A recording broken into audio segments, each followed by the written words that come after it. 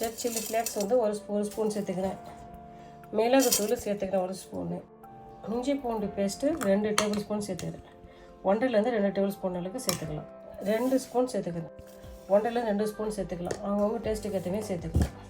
Chicken masala இல்லைன்னா garam masala 1 spoon சேர்த்து இந்த புளியாங்க இது உள்ளே வந்து இதுக்கிட்ட பாதி தான் எடுத்துக்கலாம். நல்லா பாதி தான் போட்டுக்கணும். நாங்கள் இந்த மசாலா கலக்க முடியலன்னு சொன்னால் இதில் ஒரு புளியாங்க போட்டுட்டு கொஞ்சம் மிளகாய் தூள் சேர்த்துட்டு அதில் இதே போதும் நல்லாயிருக்கும். ஒரு 2 டேபிள் ஸ்பூன் சேர்த்துக்கிறேன். 2 டேபிள் ஸ்பூன் தயிர் போடுறேன். கொஞ்சம் லெமன் ஜூஸு எப்படி கலந்துக்கலாமா? மீதி எல்லாத்தையும் அழகாக போட்டு கலந்துக்கலாம். நான் கோழி எடுத்துட்டு கீரெலாம் போட்டு வச்சுக்கிறேன். அதை சேர்த்துக்கலாம். எலும்பு இல்லாத கோழி சேர்த்துக்கலாம். எலும்பு இல்லாத கோழிக்கு நெஞ்சு கறி சேர்த்துக்கலாம். இன்றைக்கி வந்து நான் அந்த சிக்கன் தொடையை வச்சு நான் ட்ரை பண்ணுறேன். நான் போன்லெஸ் சிக்கன் தான் எடுத்துக்கலாம். இன்றைக்கி வந்து நான் வந்து கோழி தொடையில் செய்யலான்னு இருக்கிறேன். மசாலாம் போட்டாச்சு. அப்படியே இது ஒரு 30 நிமிஷம் 1 மணி நேரம் இது ஊட்டும். 1 ஹவர் ஊட்டும். அதுக்கப்புறம் நம்ம செய்யலாம். 1 மணி நேரம் ஆகிடுது மசாலா போட்டு வச்சுட்டு.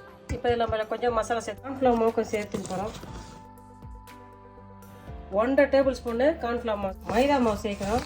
மைதா மாவு அந்த கோழியோட அளவு பொறுத்து இருக்குது.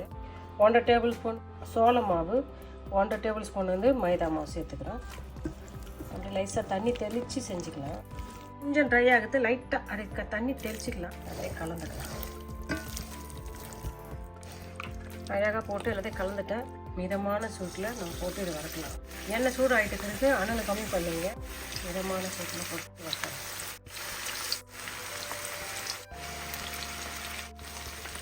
அப்படியே வேகட்டும். மிதமான சூட்டில் வேக வச்சு எடுப்போம். அப்படியே திருப்பி போட்டுட்டு நம்ம அழகாக வறுக்கலாம்.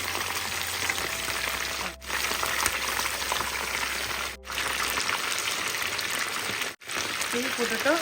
அப்படியே மிதமான சூட்டில் வறுத்து எடுக்கலாம். அழகாக திருப்பி விட்டுட்டு குறைஞ்சிட்டு ஒரு 5 நிமிஷம் திருப்பி போட்டு நல்லா வேக வைக்கலாம். எண்ணெய் சூடு ஆகிட்டோன்னா போதும். அதெல்லாம் நல்லா வேகணும். போதும் வெந்துச்சுன்னா எடுத்துடலாம். எல்லாத்தையும் எடுத்து வச்சு மீதம் இருக்கிறதையும் நம்ம போட்டு வச்சிடலாம். எல்லாத்தையும் அழகாக வச்சுட்டோம். அப்படியே மிதமான சூட்டில் வேக வச்சு எடுப்போம். நல்லா திருப்பி விட்டு எடுத்துட்டோம். பொரியலாக வேக வைக்கணும் மிதமான சூட்டில்.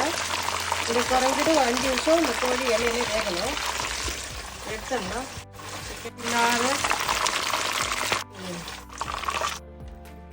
பாருங்க என்ன சூப்பரான சுவையான அழகான ஆரோக்கியமான சிக்கன் 777 நம்ம செஞ்சிட்டோம். நான் நினைக்கிறேன் இந்த வீடியோ உங்களுக்கு யூஸ்ஃபுல்லாக நினைக்கிறேன். நீங்களே இதே மெத்தட் செஞ்சு பார்த்துட்டு நான் செஞ்ச இந்த சிக்கன் 777 எப்படின்னு சொல்லுங்கள்.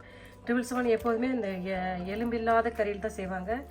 சிக்கனோடைய லெக் பீஸை செஞ்சுக்கிறேன். நீங்களே இதே மெத்தட் செஞ்சு பார்த்துட்டு நான் செஞ்ச இந்த சிக்கன் 777 எப்படி சொல்லுங்கப்பா. வீடியோ பிடிச்சா லைக் பண்ணுங்கள். உங்கள் ஃப்ரெண்ட்ஸுக்கும் ஃபேமிலி தெரிஞ்சுன்னு சொல்லி எனக்கு சப்ஸ்கிரைப் பண்ண சொல்லுங்கள். நீங்கள் கொடுக்குற ஆதரவில் நான் தொடர்ந்து நல்ல ஒரு வீடியோ போட முடியும். எனக்கு உதவி செய்யுங்கப்பா.